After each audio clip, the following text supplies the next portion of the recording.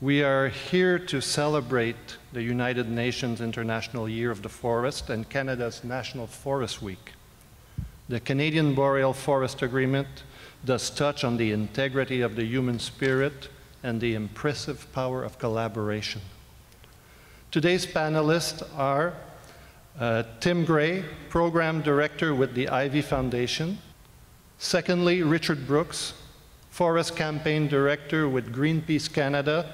Finally, Avram Lazar, President and Chief Executive Officer of the Forest Products Association of Canada, and the lead negotiator for the forest industry during these critical talks.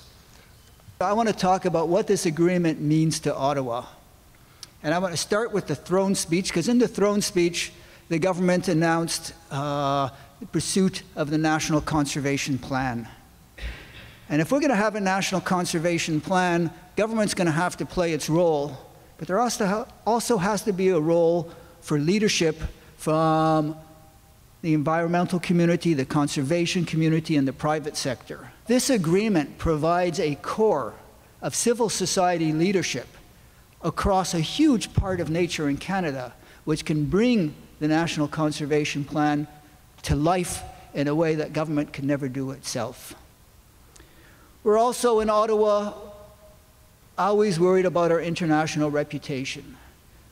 The Boreal Agreement has been the most recognized and celebrated environmental initiative from Canada that's been recognized by the international community. Nothing else we've done in the last 10 years has received the same amount of attention and respect from the international community.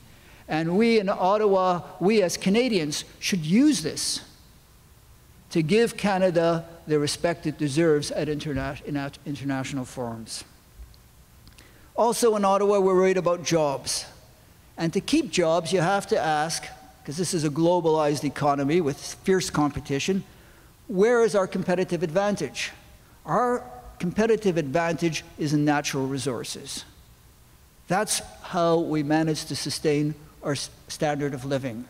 And harvesting those natural resources in a manner that shows leadership from an environmental perspective, in a manner that sets world standards environmentally, is the single biggest advantage we have of being able to ensure that we will be able to keep our place and our standard of living.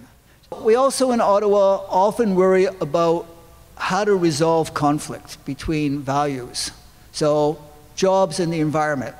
Let's look at what we're talking about here. In the forest industry, 250,000 jobs, 250,000 jobs spread across the country in rural areas, jobs that are very hard to replace.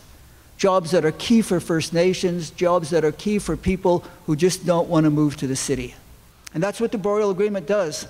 Instead of Richard saying, as he has in the past, it has to be the environment because of all these reasons, and my saying it has to be the jobs because of all these reasons, we're together saying we have a puzzle to solve. How do we do both?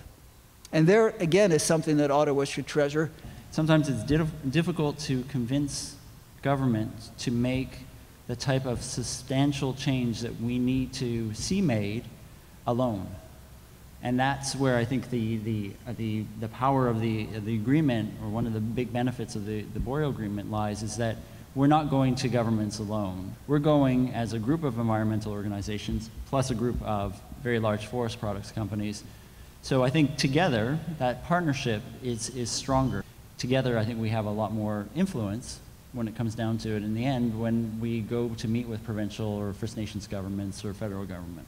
And if there's one lesson that gives me optimism from the Boreal Agreement, it's that if Greenpeace and all the other conservation groups and the forest industry, the big international logging companies, can come together and say we have a common interest and work effectively together, I think we have a model here whose lessons can be applied to many of the issues facing us across the globe. Thank you.